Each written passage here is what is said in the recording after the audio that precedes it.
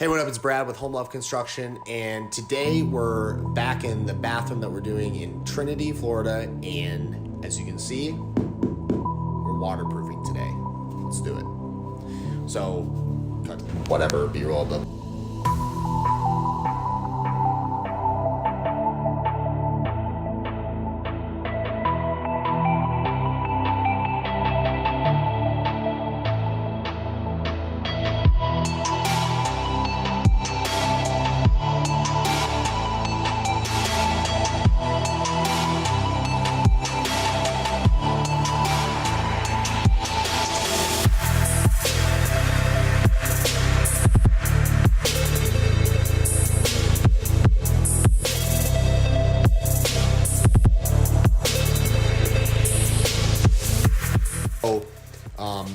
in this bathroom, I think the last time you saw it, I was probably standing in a dirt hole with a huge 7-foot pipe. No, that was not a stripper pole. It was a drain pipe. And since then, the visual of the bathroom has changed significantly. So we've got our accent wall up, we've got our knee wall up, we've got our Schluter Kerdi board installed around the sides of the shower surround. And John is in here basically just patching where the screws go in to hold the board to the actual walls. He's taping all his seams with the Kerdi seam tape membrane. He's using Schluter thin set to do all of it, so we're achieving our lifetime warranty requirements. We've got our niche in, the big niche on the accent wall. We've got our little niche over here behind us. Our plumber's already been here, he's done all the rough plumbing, blah, blah, blah. Below me, John has poured the pan up, so we have a nice thick layer of actual, high tensile strength concrete.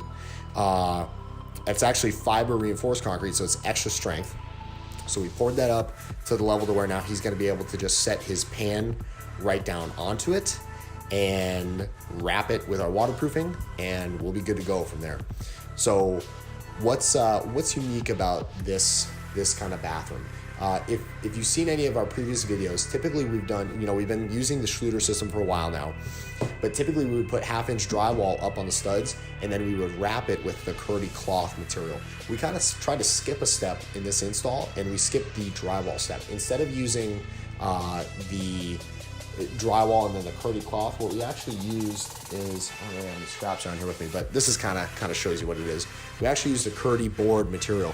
So if you can see there, that's actually a pre-wrapped piece of styrofoam. So what it is it's 1/2-inch foam board, and then it's wrapped with the Kerdi cloth material. It comes this way out of the factory.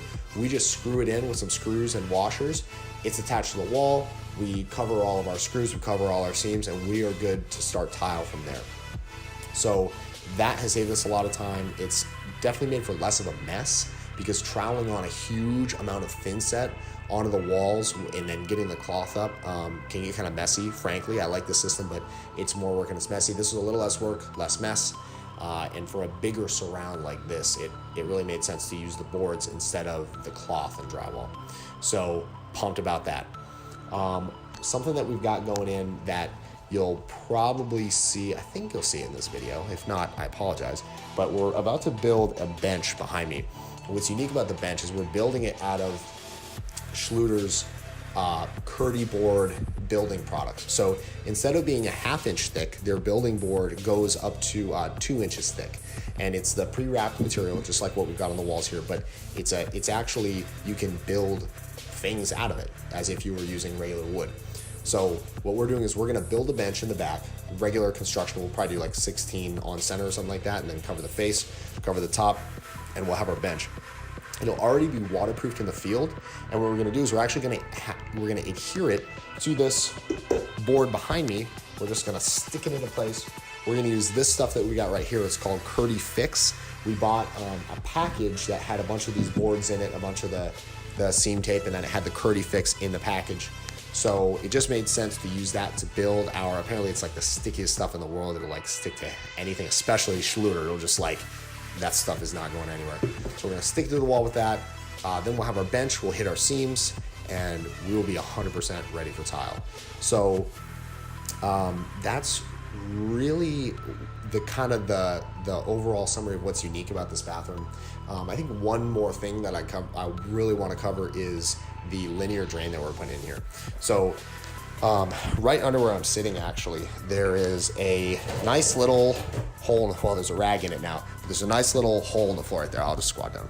So right here, John has it covered so that sewer gases don't come up, and even as I pull it out, I can see the sewer gas bubbling up, so I'm going to cover that. Not a good idea. Sorry, AJ. So right here, there's going to be actually a linear drain. So it's going to be about 36 inches wide, and the whole shower is going to slope down into this drain.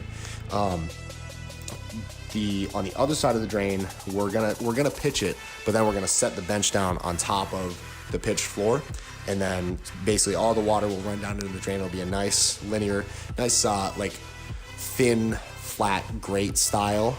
They do make a tileable drain, but we're using a pretty small and oddly shaped tile for the floor. So I didn't necessarily want to do a tileable drain in here, although I'm itching to do one of those. So if you want to do a shower with a tiled drain, no drain, just straight tile, just grout joints is where the drain is, hit me up. I'd love to do one of those if you're interested in that. But I think that's basically it. We've kind of gone top to bottom. This bathroom is coming out super well. It's going quick, pretty much right on schedule, maybe a day or two ahead, depending on how it goes today. And yeah, excited to get through it. So stay tuned. This will probably be the last update video before the end of it. So you get to see all the tile all at once. You get to see the finished product. It's going to be awesome. It's going to be badass. So props to John. He just walked in. We'll let him do his thing. Peace.